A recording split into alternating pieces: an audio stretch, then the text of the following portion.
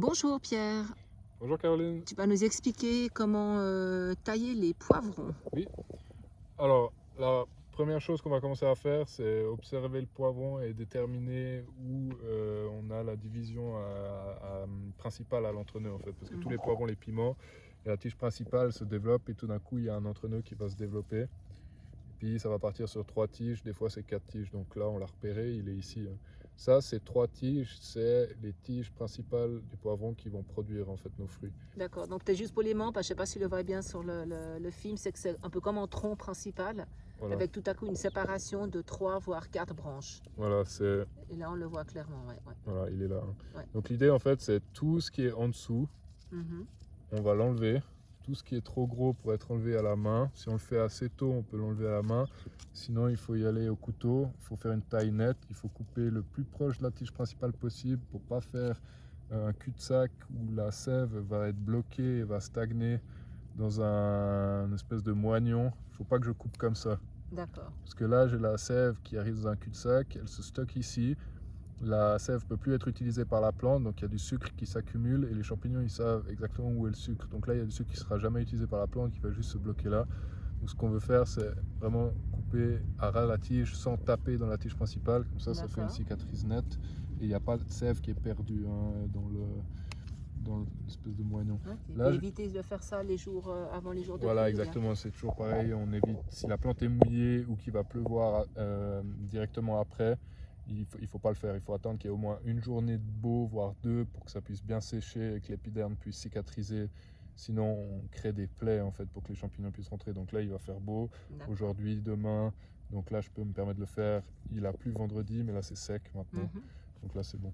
Là, j'ai une deuxième tige qui part ici. Là, on a des fruits. Il ne faut pas hésiter à la couper aussi, même s'il y a des fruits. Parce que l'idée, en fait, c'est que la plante, elle a un certain nombre de sèves à disposition. Et elle veut, son but, c'est pas de faire des gros fruits. Son but, c'est de faire le plus de graines possible. Donc la stratégie de la plante, c'est de faire le plus de fleurs possible et de faire des poivrons qui vont pas être calibrés. Si elle a des poivrons qui sont tout petits mais plein de graines, c'est parfait pour elle. Nous, c'est pas ce qu'on veut. On veut pas manger les graines, non. On veut qu'il y ait plus de chair possible. Donc le fait d'enlever en fait ces tiges secondaires là, ça va me permettre de dicter ma sève. C'est toujours le même principe quand tu as une plante, c'est déterminer où on veut que la sève finisse. Là, le fait que j'ai coupé tout ça, la sève, là, elle a plus chaud, elle peut plus partir à droite, à gauche, etc. Puis après, j'en perds de la sève pour arriver en haut. Là, elle part directement en haut. J'arrive dans mes 3 tiges productives. C'est elles qui contiennent le plus de fleurs aussi, on le voit ici. Là, si je regarde mes tiges secondaires, là, qui sont beaucoup plus petites, j'ai clairement moins de fleurs. J'en ai 1, 2, 3, 1, 2, 3. Ici, j'en ai beaucoup plus. Donc là, 1, 2, 3, 4, 5, 6, 7. Donc le double. Donc avec un peu de chance, tous ces poivrons, ils arriveront à maturité. Voilà, justement, l'idée c'est ça, c'est que toute la sève va finir dans ces fleurs-là. Et l'idée, c'est de pouvoir développer des poivrons qui ont un calibre intéressant, en fait. Si on fait pas ça, on aura des poivrons quand même, mais il y en aura des tout petits, des moyens, etc. Là, on va calibrer la récolte. Parfait. En fait. Elle aura bien changé, le plant de poivron. Voilà. Et puis, il faut bien l'attacher, parce que ici, le tuteur est trop léger. Ça va prendre du poids. Là, il n'y en a qu'un seul. Il fait une 50aine de grammes en moyenne. Là, il est à une 30aine, mais quand il sera mature, il sera à 50 grammes. Vous multipliez ça par 20 poivrons. Donc là, on va se retrouver avec presque 1 kg de poivrons sur des tiges qui sont très fragiles. Donc l'idée, c'est d'avoir un tuteur ici plus costaud, l'attacher, qui tienne. Pour vraiment solidifier ce tronc principal. Pas que ce soit comme ça qu'on puisse le déplacer. Il faut pas serrer non plus trop la tige, il ne faut pas étouffer la tige, mais il faut qu'il y ait un jeu qui soit à peu près comme ça. Il ne faut pas qu'il y ait un jeu comme ça. Il faut qu'il y ait un jeu qui soit comme ça.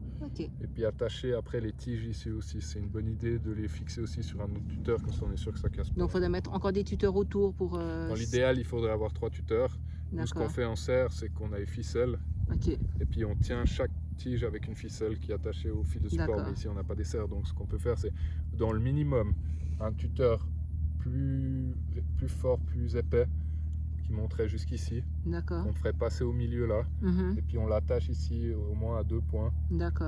Dans l'idéal, au moins 2 ou 3 pour pouvoir finir d'attacher ici aussi ces tiges qui vont devenir plus grandes aussi. Ok. Voilà. Super. Merci beaucoup, Pierre. Merci à vous.